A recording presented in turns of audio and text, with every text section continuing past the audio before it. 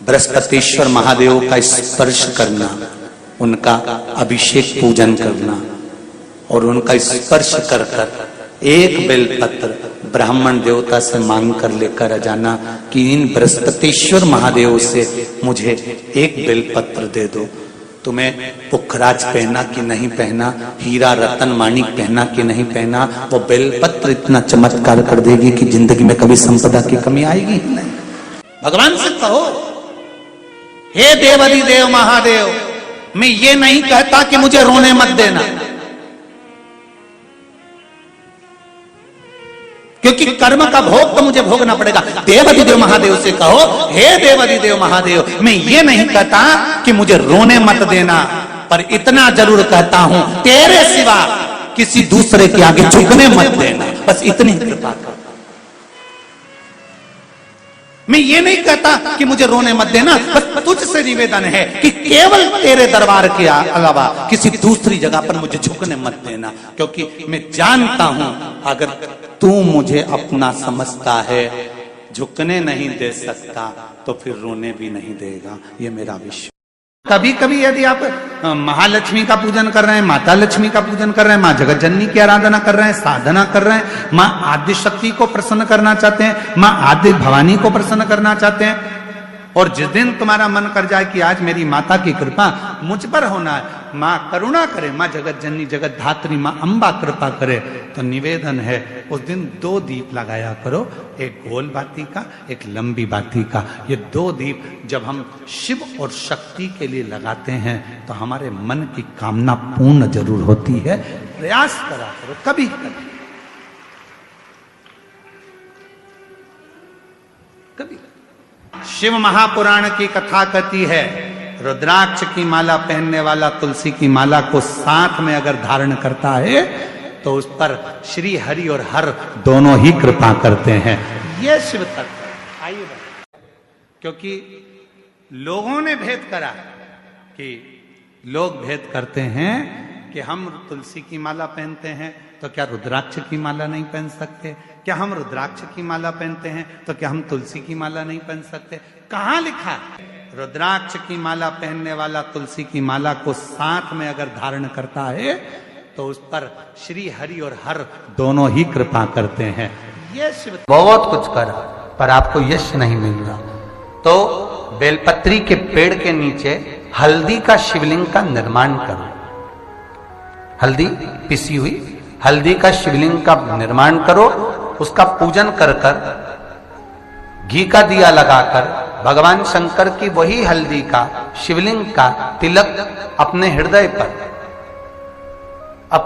पर चाहे पुरुष हो चाहे स्त्री हो, अपने हृदय पर कंठ के पास उस तिलक को लगाएं और बाबा का विसर्जन उसी बेलपत्री के पेड़ के नीचे जल डालकर कर दें।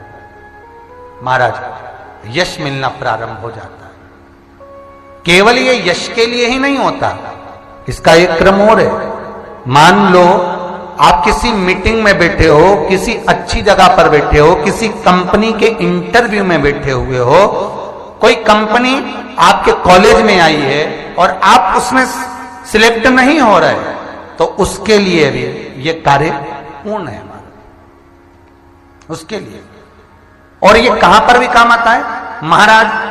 मान लो आप किसी कार्य के लिए जा रहे हो और वो कार्य बहुत जरूरी है कि इस व्यक्ति से मुझे ये पैसे निकलवाना है, इस व्यक्ति से मुझे ये काम निकलवाना है, और वो व्यक्ति बहुत दिन से हाथ में आ ही नहीं रहा, तो उसके लिए भी ये कार्य किया गया। अर्थात कीर्ति शुद्ध हो, पवित्र हो और यश की प्राप्ति। शिव के अवतार, दत्त के अवतार श्री स्वामी समर्थ हैं, शिवजी के अवतार दत्त के अवतार श्री गजानन महाराज भी हैं, दोनों।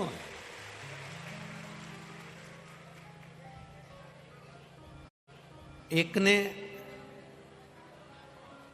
श्री स्वामी समर्थ जी ने मिर्ची को खाकर भी भगवत भजन कर कर परमात्मा की शरणागति प्राप्त करी है। गजानन महाराज ने झूठी पत्तल में से चावल का दाना उठाकर भगवत भजन कर कर अपनी जिंदगी का आनंद पाया।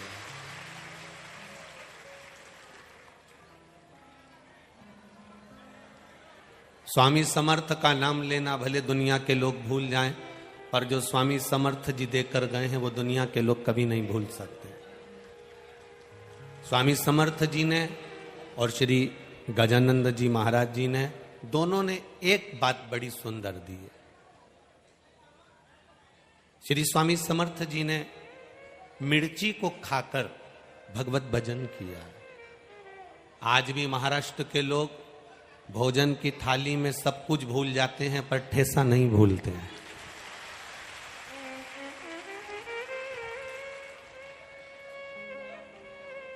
मेरे स्वामी समर्थ जी ने कहा था, मिर्ची खाकर जीवन जी लेना पर किसी को ठेस मत पहुंचाना, इसलिए उसका नाम ठेसा है।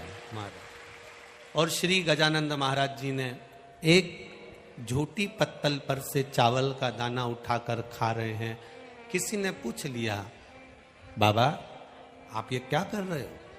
श्री गजानंद महाराज जी कहते हैं, गम गम कहते कहते उन्होंने कह दिया कि ये चावल का दाना नहीं, ये स्वयं ब्रह्मा का स्वरूप है, इसका मैं आदर करूंगा तो ये मेरा आदर करूंगा। दुनिया की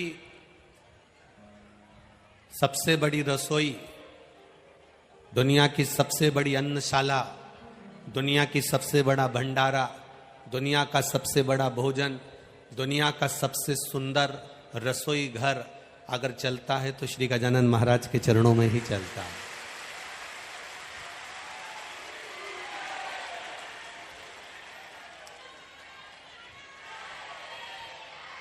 उसकी शरणागति, उसके चरणों का रस तत्व, उन्होंने गजानंद महाराज ने अपने भक्तों से एक ही बात कही कि मैं भले ना हूं इस पृथ्वी पर, मैं भले ना रहूं इस भूमि पर, समाधि लीन हो जाऊंगा, पर जिस पत्तल पर मैंने झूठा चावल का दाना खाया है उस अन्न को मैं अमृत बनाकर जाऊंगा। जो यहां पाएगा वो सब रोग से मुक्त हो जाएगा। वो अमृत तत्व संत की वाणी, गुरु की वाणी दे जाती है। पूरा महाराष्ट्र, संपूर्ण महाराष्ट्र की भूमि संतों से भरी पड़ी है। आपकी भाषा में कहते हैं महाराष्ट्र संता सून भरून आहे। सारा महाराष्ट्र संतों से भरा पड़ा हुआ। और यहां जितने लोग कथा सुनने आए हैं ये भी संत हैं, क्योंकि बहुत दूर पार्किंग हो जाती है, वहां से पैदल पैदल पैदल पैदल पैदल पैदल चलते चलते मंजिल तक पहुंच जाना और बैठकर कथा को श्रवण कर लेना, ये किसी संत का ही लक्षण है, किसी दूसरे का नहीं है। छेड़ने में और छूने में दोनों में जमीन आसमान का अंतर है महाराज। काय में जमीन आसमान का अंतर है, छेड़ने में और छूने में जमीन आसमान का अंतर है।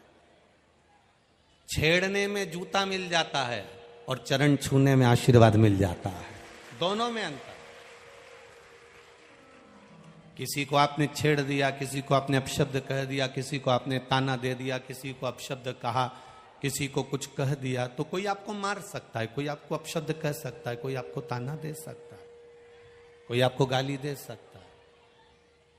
पर जो मार्कंडे बाबा जैसा नियम बनाकर चलता है कि चरणों को प्रणाम करना है, चरणों में झुककर नमन करना है, दंडवत करना है, प्रणाम कर कर चलना है, जिसने अपनी जिंदगी में चरण को छूना सीख लिया, जिसने झुकना सीख लिया, जिसने प्रणाम करना सीख लिया, माता पिता गुरुजन को, घर के बुजुर्ग जन को, घर के बड़ों को जिसने चरण छूना प्रणाम करना प्रारंभ कर दिया, फिर उसके सिर पर कोई टोपी है ना है, उसके सिर पर कोई ताज है ना है, उसके सिर पर कोई मुकुट है ना है, पर जो माता पिता गुरु और घर के बुजुर्गों का आशीर्वाद लेकर सिर पर हाथ रगवा कर जो चलता है, समझ लो उसके ऊपर दुनिया का सबसे बड़ा ताज होता है, सबसे बड़ा मुकुट होता है। भगवत भजन की ओर आपकी जागरूकता हो, भजन की ओर आपकी एकाग्रता हो, भजन की ओर आपकी दृढ़ता हो, उसमें जो सुख का अनुभव होगा उसमें एक आनंद ही आनंद होगा। श्री स्वामी समर्थ जी ने, शेगांव के श्री गजानंद बाबा जी ने अपनी बात को एक सहजता में कहा, एक सहज विषय में कहा।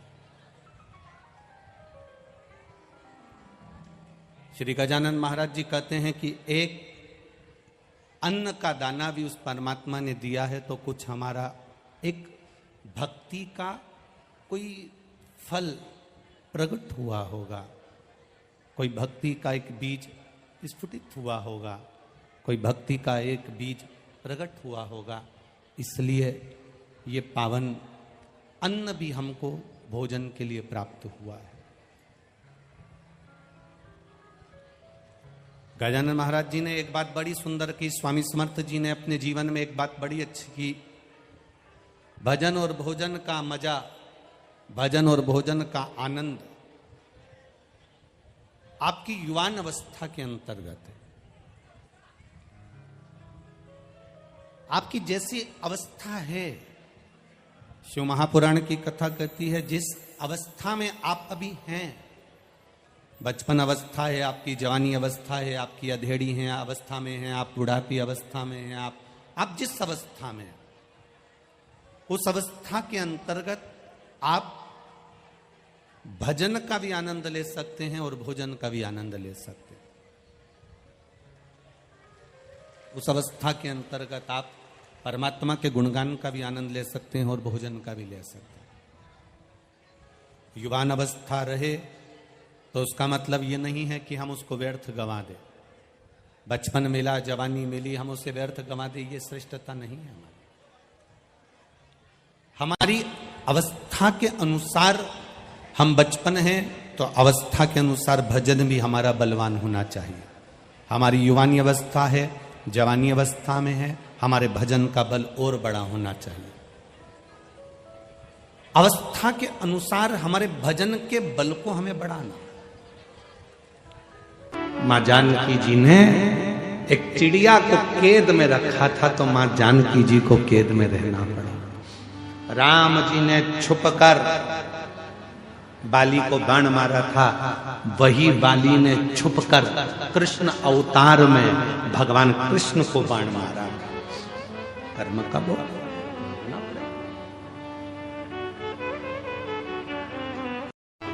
कितना सुंदर व्याख्यान। कश्यप बाबा का कथा आती है, कश्यप ऋषि की कथा आती है। कश्यप बाबा स्वयं एक यज्ञ की रचना करे और उस यज्ञ की रचना करने में कश्यप बाबा को गौ माता की जरूरत पड़ी कि गाय लाओ, यज्ञशाला में बांधना है। कश्यप ऋषि गाय लेने के लिए वरुण देवता के पास चले गए। वरुण जी गाय चाहिए। वरुण जी ने कहा कश्यप बाबा गाय तो दे दूंगा पर गाय के बछड़े भी हैं, इनको भी लेकर जाओ। कश्यप ऋषि ने कहा मुझे गौ माता से मतलब है, मुझे बछड़े से कोई मतलब नहीं, मुझे बछड़ा नहीं चाहिए। खूब समझाया वरुण बाबा ने पर नहीं माने कश्यप ऋषि। आखिरी में फिर यज्ञशाला में पहुंचे। विद्वान ब्राह्मणों ने कहा इस यज्ञ को पूर्ण करने के लिए गौ माता की जरूरत है, गाय ला कर दो। कश्यप ऋषि गए, आधी रात को वरुण जी की गौशाला में जाकर गौ माता को खोल कर लेकर आ गए। उनके बछड़े रंभाने लगे, चिल्लाने लगे बछड़े। जब गौशाला में से बछड़े की आवाज आई, वरुण जी दौड़ कर गए। जाकर देखा बछड़े रो रहे थे। क्या हुआ?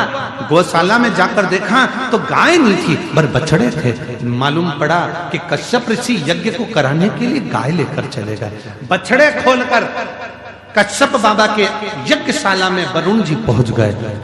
वरुण जी ने कहा कश्यप बाबा आप यज्ञ करो, मना नहीं है, आप गौ माता को रखो, मना नहीं है, पर इन बछड़ों को भी साथ में रखो। गाय बिना बछड़े के कैसे रहेगी? बछड़े के बिना गाय सुनी और गाय के बिना बछड़ा सुना। कश्यप ऋषि नहीं माने। यज्ञ करने के लिए केवल गौ माता की जरूरत है, इसलिए गाय को रखूंगा, बछड़ा नहीं चाहिए। वरुण जी ने हाथ जोड़ लिए, आप या तो गाय वापिस कर दो या फिर बछड़े रखो। पर कश्यप बाबा नहीं माने। आखिरी में वरुण जी जाते जाते कह दिया, सुनो कश्यप ऋषि, तुम ऋषि हो गए अपनी जगह के, संत हो गए अपनी जगह के, मैं वरुण आज श्राप देता हूं, तुम्हारा अगला जन्म वसुदेव के रूप में होगा। और जैसे मेरे बछड़े अपनी गाय के लिए रो रहे हैं, वैसे ही तुम भी अपनी औलाद के लिए रोओगे। और वो वसुदेव जी के घर में बच्चे हुए और रोना वसुदेव बाबा को पड़ा, रोना वसुदेव जी को पड़ा। कर्म का दंड मनुष्य को भोगना है। अगर परमात्मा ने हमको अच्छा हाथ दिया, अच्छा पांव दिया, नेत्र दिया, शरीर दिया, सारा शरीर अच्छा बनाया, परमात्मा को धन्यवाद देना, ये तेरी कृपा से प्राप्त हुआ, तूने दिया, तेरी करुणा से।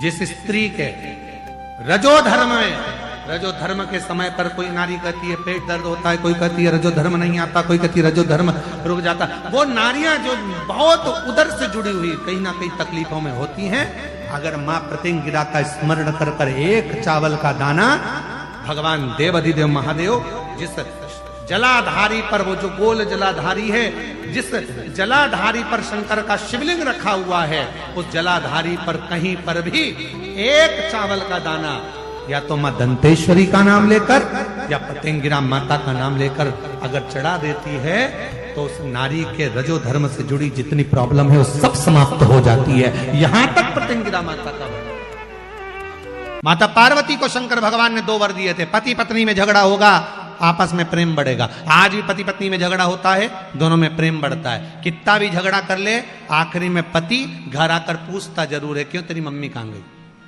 तुरंत पूछे, तुरंत। काशी में जो मरेगा उसके कानों में गुरु मंत्र आपको देना पड़ेगा। इसलिए काशी में मरने वाले का सीधा कान मरते ही टेढ़ा हो जाता है, क्योंकि पार्वती जी ने शिव जी से वर मांगा था, सीधे कान में मंत्र देकर आप मोड़ देना, मैं समझ जाऊंगी कि आपने गुरु मंत्र दे दिया।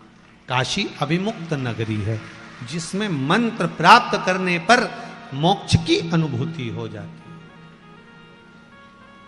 मोक्ष पद प्राप्त। शिव पुराण कह रही, महाराज शिव जी को एक बार क्रोध आया, उस क्रोध को ब्रह्मा जी ने घोड़े का रूप दिया, घोड़ा समुद्र में जाकर फेंका, जलंधर की उत्पत्ति हो गई। जलंधर का विवाह वृंदा के साथ में हो गया। वृंदा पतिव्रता धर्म का पालन करने वाली थी, पति को परमेश्वर मानने वाली थी, पति के चरणों का नित्य स्मरण करने वाली थी वृंदा। भगवान की भक्ति में वृंदा ऐसी डूबी। इधर पति गलत काम कर रहा है और वृंदा भगवान का भजन कर रही है। शिव महापुराण की कथा कहती है, हमारे घर में, हमारे परिवार में, हमारे कुटुंब में कोई एक व्यक्ति ऐसा भगवान देता है जिसके भजन के कारण बस हम सब अपनी जिंदगी सुख से जीते हैं। कोई एक व्यक्ति हमारे परिवार में ऐसा होता है, कोई एक। आप इस अभिमान में मत रहना कि आपका दिया खा रहा है, नहीं नहीं, परिवार में जरूर कोई ऐसा व्यक्ति होगा जिसकी भगवान उसकी कृपा का हमको दे रहा है। सबको धन्यवाद देते रहा करो, जब मर्जी मिले तब। बेटी अपने भाग्य का, बेटा अपने भाग्य का, मां अपने भाग्य का, पति अपने भाग्य का, पत्नी अपने भाग्य का। कोई किसी का नहीं खाता, सब अपने भाग्य का खाता। और आपको जहां जिस जगह का लिखा होगा कि आपको यहां का भोजन करना है, गए थे किसी के यहाँ शादी में, कई बार शादी में भी खाना खाकर नहीं आते, दूसरी जगह खाना पड़ता। मामा जी के यहाँ चले गए, मौसी जी के यहाँ चले गए। क्यों? तुम तो शादी में वहां गए थे, माँ का खाना नहीं लिखा था, माँ का अन्न नहीं लिखा था, आप दूसरी जगह पर जाकर खा लेते। माँ का नहीं लिखा। शिव भक्ति प्रबल भक्ति। महाराज वृंदा का सातित्व बड़ा प्रबल था, जिससे जलंधर बच जाता था। अब की बार भगवान नारायण ने भगवान शिव जी से कहा, भोलेनाथ इस जलंधर को मार दीजिए। शंकर भगवान करे जलंधर को मारने में मैं देरी नहीं करूंगा, पर वृंदा का सातित्व भी तो डिगाना पड़ेगा। एक सातित्ववान पतिव्रता धर्म का पालन करने वाली नारी, पति को परमेश्वर मानने वाली नारी, उसका सातित्व डिगा देना कोई सरल बात है क्या? बहुत कठिन बात। ने कहा कई बार